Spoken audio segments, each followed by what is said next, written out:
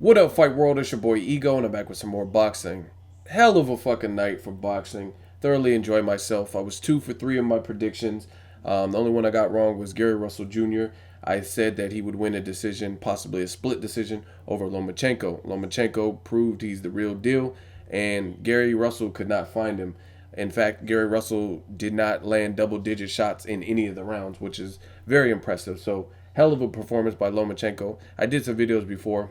I told a lot of people they were sleeping on Lomachenko. I really like him. He has a decorated amateur background, and that came out tonight. And he beat Gary Russell Jr. handedly. One of the judges had it fucked up, but let's be honest, Gary Russell Jr. lost. And again, part of it's Gary Russell Jr. and his management's fault, because Lomachenko has a hell of a amateur background, and in his pro career already had a better resume, you know what I mean, with an Orlando Salido than Gary Russell Jr. did. Fighting guys that don't make you think and challenge you, subpar competition, could be the result of it. You get complacent because you're fighting that level of competition. Then when you face someone who's highly skilled, like a Lomachenko or Nonito Donaire when he fought Rigondeaux, it's like you don't know what to do, and then you look like you look in the fight. So hell of a performance by Lomachenko. Want to spend some time talking about the main event, Robert the Ghost Guerrero versus Kamegai. And hell of a fucking fight. There's definitely some round of the year, potential fight of the year candidate. Much better than I expected. I think partly because of Robert Guerrero. I think he fought and got lured into the wrong fight, totally wrong fight. And I want to spend some time talking about the main event. But on a scale of 10 to 10, in terms of entertainment and excitement, thoroughly entertained throughout. Both guys showed tremendous heart. I give it a 10 out of 10 just in terms of entertainment value.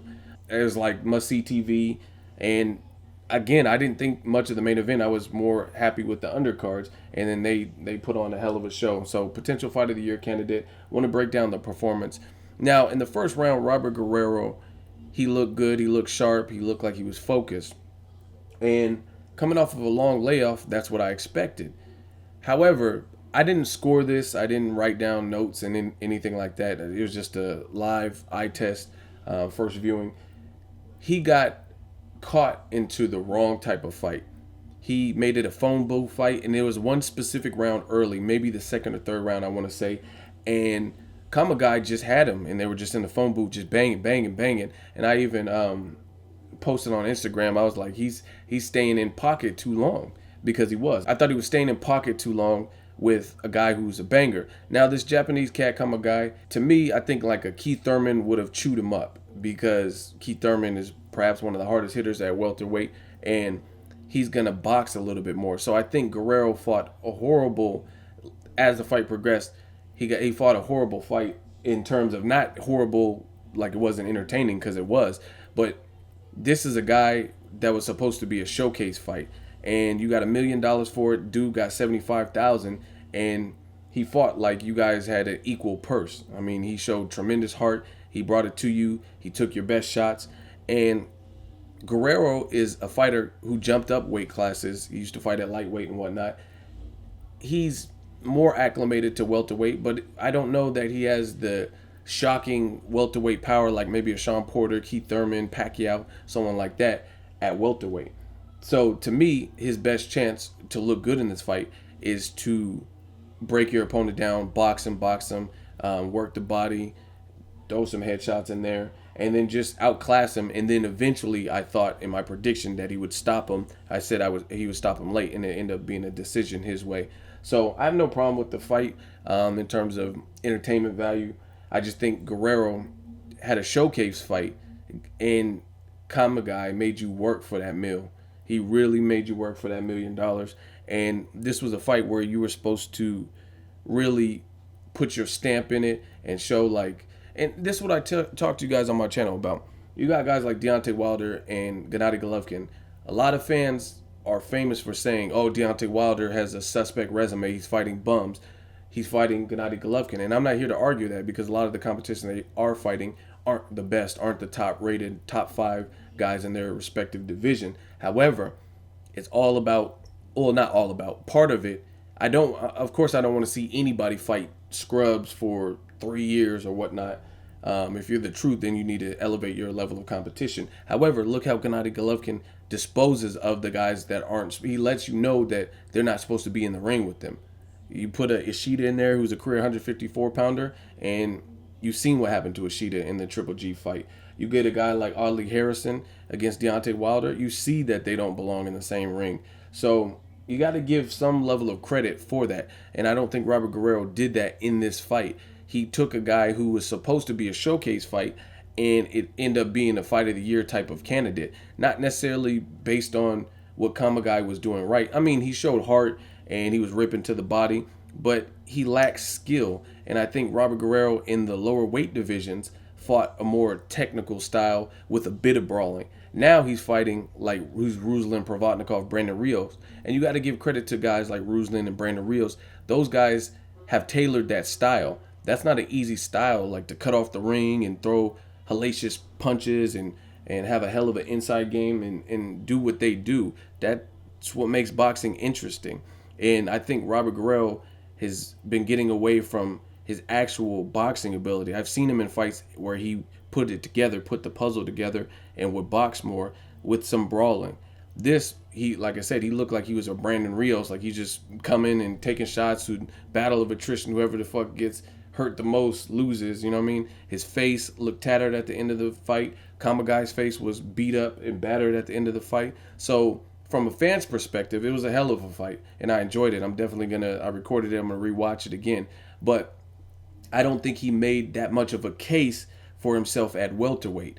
Coming off the Mayweather loss, you're supposed to look better against that level of opponent. Someone who has a loss, a draw, hasn't fought nobody. You're supposed to show, if you're world class, you're supposed to show it like, hey, I'm the next level. He can't fuck with me. And I don't think he really did that. I mean, his eye was probably, his eye was worse than Kamegai at the end of the fight. So it was grossly entertaining. I just think he's going to have problems with the Keith Thurman, even the Sean Porter, because those guys have power, but they also mix in some boxing, and I think he should have did that. He reminded me of Victor Ortiz versus Luis Collazo, if you watch that fight. Victor Ortiz in that fight seemed very hasty, like he just seemed like jittery, like nervous energy. It's like the pressure was on, and he wanted to dispose of Collazo so bad that he didn't fight the right fight, and then end up getting knocked out in the second round. Now, the difference is Robert Guerrero has a hell of a chin, and he has a ton of heart, where Victor Ortiz just like, fuck it, I got knocked down and quit in the second round.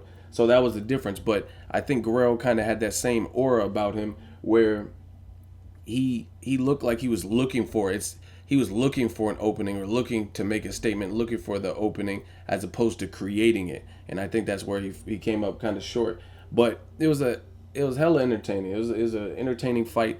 I thoroughly enjoyed it. I just think I expected a better showing. Luckily, he's done the CrossFit. Shout out to Kamegai. I told you these Japanese dudes are tough. That's apparent in the Omar Figueroa Arakawa fight. Now, the difference between that fight, Arakawa didn't really have any power. He was just staying in pocket and trading and stuff, so he couldn't really hurt Omar Figueroa. This fight was a little bit different because he had a little bit more power, and he's more of an established welterweight than Robert Guerrero. He's been fighting at welterweight longer. So it was definitely an entertaining fight. Way better than I thought it was going to be. I don't think Guerrero's stocks went up tremendously. Like, you watch Sean Porter versus Paulie Malignaggi, Sean Porter's stocks went like through the roof, because Paulie Malignaggi, we know him as a good boxer. Guerrero had a great fight of the year type candidate, but he just didn't put that stamp on it. He did have Kamegai hurt in some rounds. I told you I didn't score it. I definitely had him winning. I just think he should have boxed more instead of brawling. Especially, he's lucky he did that CrossFit and all that, because he was getting ripped with some body shots early and constantly.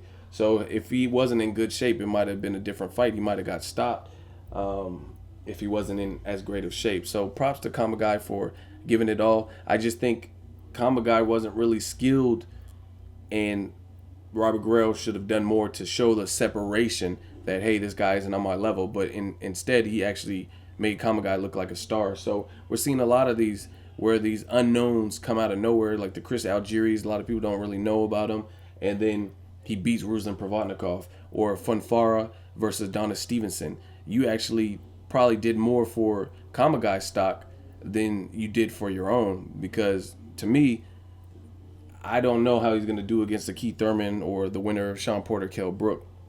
The funny thing was with Kamegai, absolutely no type of defense. And this motherfucker in the second round did the Mayweather shoulder roll or the shoulder roll. He was doing like a Philly shell for a spot in that fight. That shit was hilarious. But I thoroughly enjoyed myself. Let me know what you guys thought of the triple header. Great fight, great fight. Devin Alexander did his thing, so I was right with that prediction. Gary Russell Jr. came up short. Props to Lomachenko. Props to Robert Guerrero. Guerrero means warrior in Spanish, so he definitely showed that. Both fighters showed a ton of heart. You can't really duplicate that. It really felt like one of those throwback fights where they would fight to the death or fight 100 rounds and shit. So props. Let me know what you guys thought of the triple header. Showtime put together a hell of a card with Golden Boy, and I enjoyed it. Make sure you like the video. As always, hate, comment, or subscribe. Till next video, it's Ego signing off.